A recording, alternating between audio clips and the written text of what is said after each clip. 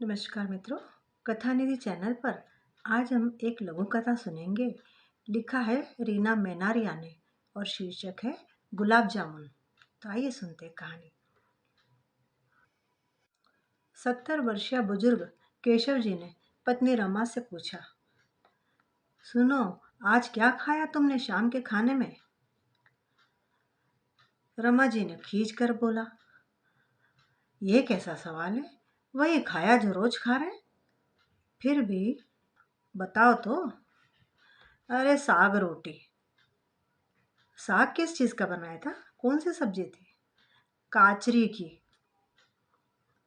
कहकर रमा जी ने लट्टू बुझा दिया। केशव जी कुछ नहीं बोले, बस मुंह पर चादर खींच ली। उनके मुंह से खीर की मिठास जाती रही, मुंह कसैला हो चला। आज वह खीर पूड़ी खाकर आए थे छोटे बेटे के यहाँ, और पत्नी बेचारी बड़े बेटे के यहाँ सिर्फ साग रोटी खाई।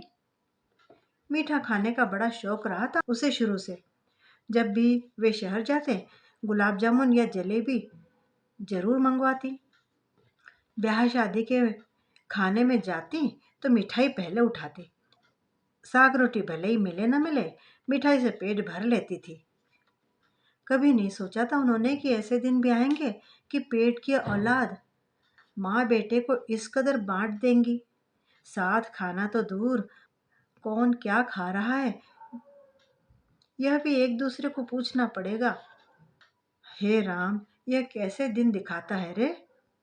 एक माँ को खाना देता है तो दूसरा पिता को।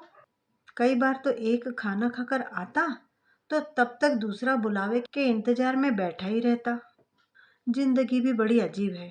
बेटे दोनों अच्छी नौकरियों में सरकारी तनख्वाह पा रहे हैं, पर माँ बाप उनको बोझ लगते हैं। जब बंटवारा हुआ तो जमीन जायदाद के साथ दोनों बुजुर्ग भी वस्तुओं की भांति बांट लिए दोनों ने। बड़े बेटे के हिस्से माँ का खाना आया तो छोटे के हिस्से में पिता को रोटी देना तय हुआ। कल छोटे बेटे बहू की वर्षगांठ है विवाह की। जरूर घर में कुछ खास बनेगा, पर जेठानी से ईर्ष्यावश बहू सास को हरगिज नहीं बुलाएगी। सास जेठानी के हिस्से में आई तो भला वह क्यों थाली परोस के दे। सवेरे चाय बनाती पत्नी को केशव जी बोले, आज छोटके का लगन है, इसी समय का मुहूर्त था, याद है कि भूल गए? रमा जी मुस्कुराई। उनकी इसी मुस्कुराहट में जवाब था जो केशव जी अच्छे से समझ गए।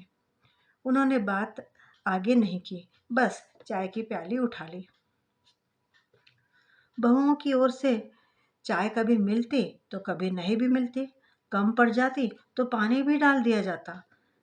केशव जी को दिन में कम से कम 3 बार चाय पीने की आदत थी, सो चाय दोनों अपने हिसाब से बना लिया करते। आज तो 3 बजे से ही धुआं निकलने लगा। देखते देखते ही तलने भुनने की सुगंध चारों ओर फैलने लगी। स्वादिष्ट पकवान बनने शुरू हो गए, इसमें कोई शक नहीं है।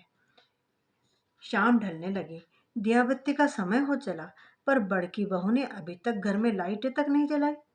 रोज तो सूरज के लुक्का छुपी करने से पहले ही मुख्य दरवाजे के लट्टू चमकने लगते, दिया बाती होने लगती, घंटी घनघनाती। आज अंधेरा करके क्यों रखा है? केशव जी लॉन में कुर्सी पर बैठे देख और सोचते जा रहे थे। ओह, तभी उनके दिमाग की घंटी बजी। पाई पाई का हिसाब कर लिया। ना किसी को कम न किसी को ज्यादा, दोनों के बराबर हिस्से किए। और इन हिस्सों के चक्कर में तो हम दोनों पति पत्नी भी बढ़ गए, पर इन दोनों बहुओं को संतोष कहाँ। आए दिन अनबन हो ही जाती है। आज देवरानी की वर्षगांठ है, तभी जेठानी ताला लटका कर कहीं बाहर निकल ली होगी। सहेलियों की कोई कमी थोड़े है। एक दूसरे की खुशी किसी को हजम कहाँ होती है। वह सोच ही रहे थे, तभी पोते ने आवाज दी, दादू आ जाओ, खाना तैयार है। आया बेटा। रमा जी बाहर अपनी हम उम्र औरतों के साथ बतिया रही थी। बात कोई मजेदार थी, तभी सभी बीच बीच में ठहाके लगा रही थी।